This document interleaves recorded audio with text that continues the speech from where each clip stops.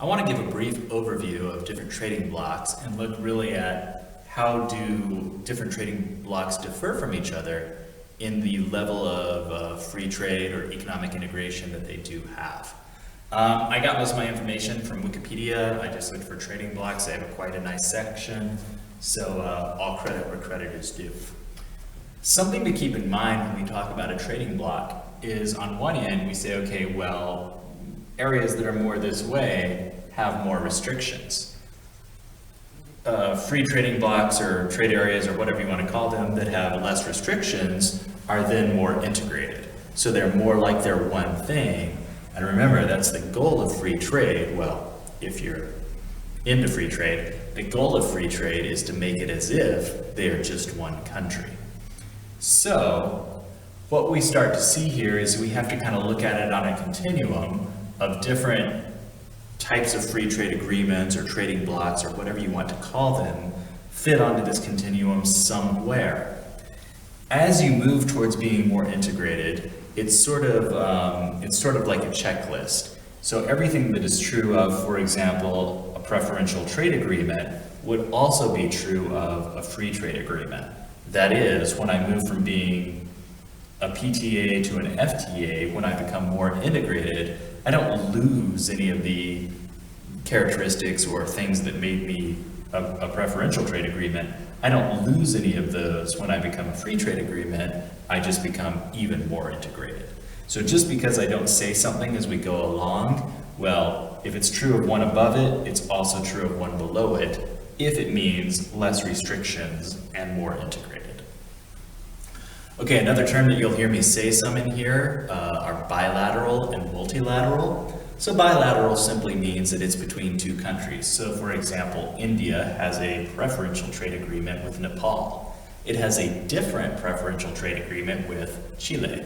And it has a third preferential trade agreement with Mercosur.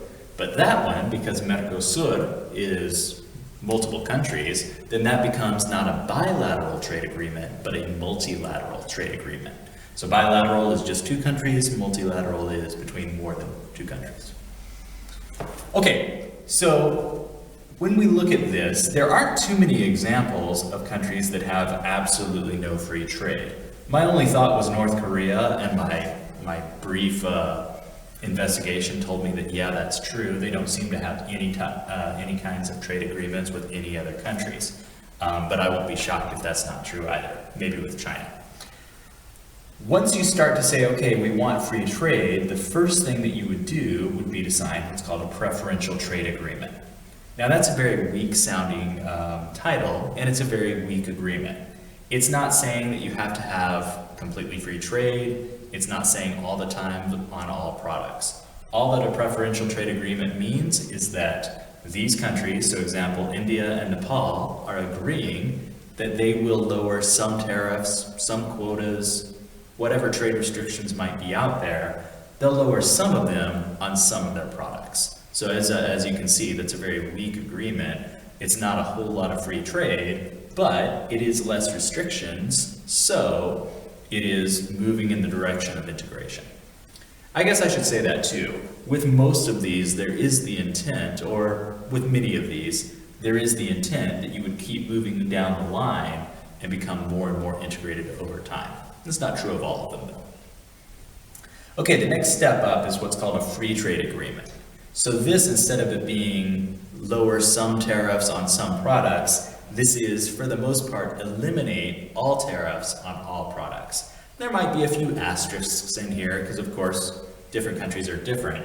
But for the most part, if you're talking between Switzerland and Mexico, there's no tariffs between any products going back and forth between those two countries.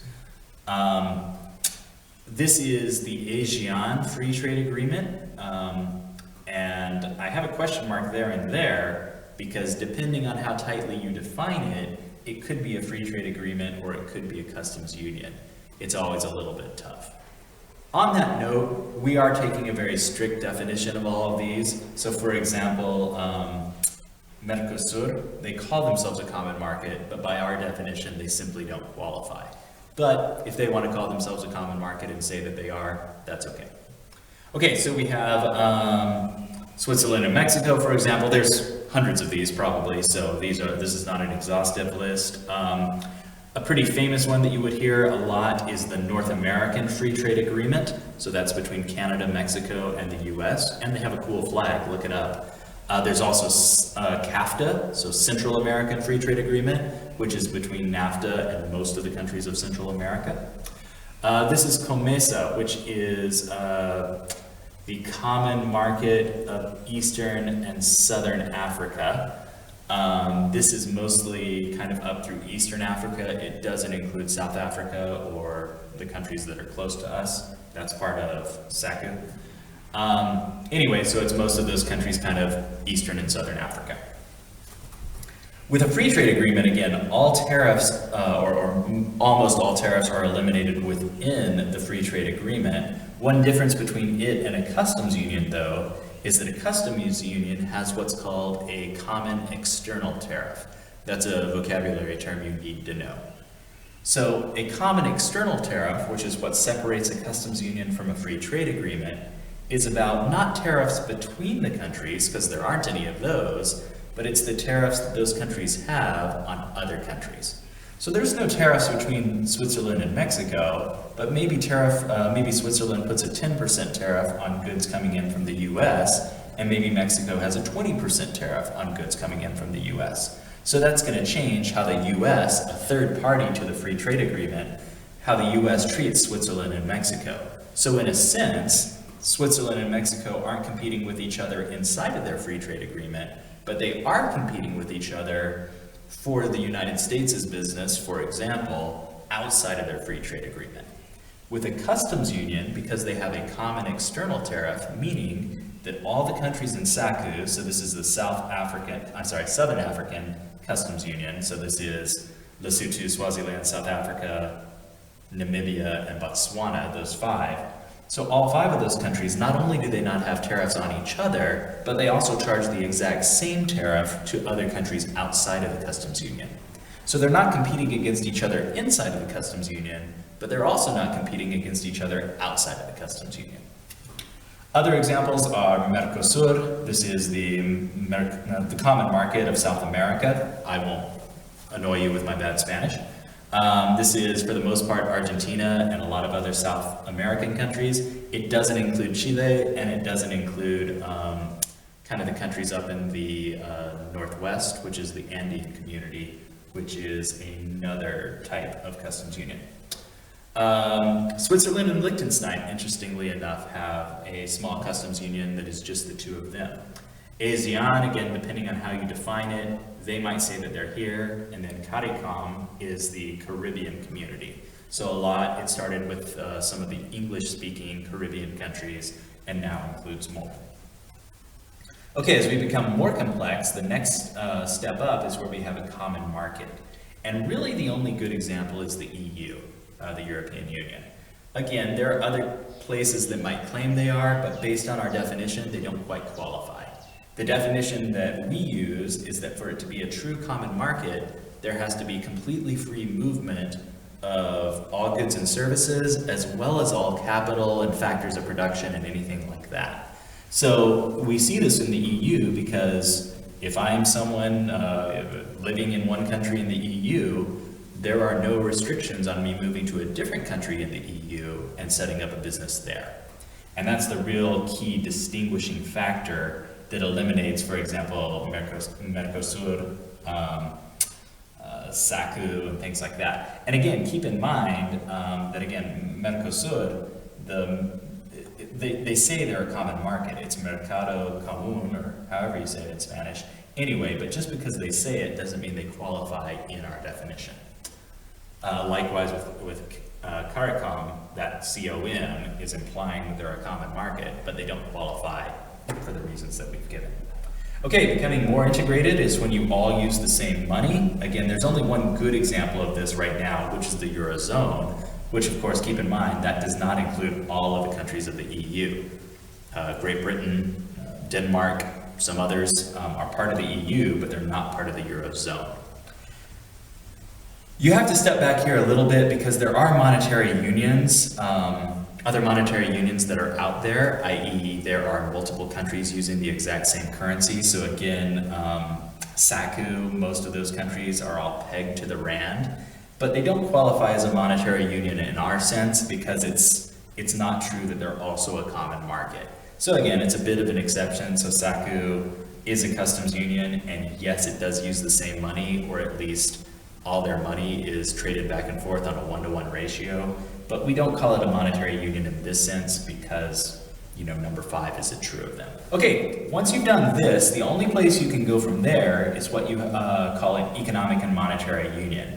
And I don't have any examples because the only examples I would put historically aren't very good examples. I mean, the examples you might point to, or people do point to, are the United Kingdom. They used to be 3 different countries, and I realize that they'll still call themselves 3 distinct nations, but they do function as one country now. Okay, fine, but it happened so long ago that it's really, that happened before we were even talking about free trade, so it's kind of historically different than that. Some people might say, well, the US, they're 50 distinct states, and well, you can stop right there, because that's not really that true. Sure, there's some truth to it, but to fit them into this definition doesn't really work very well.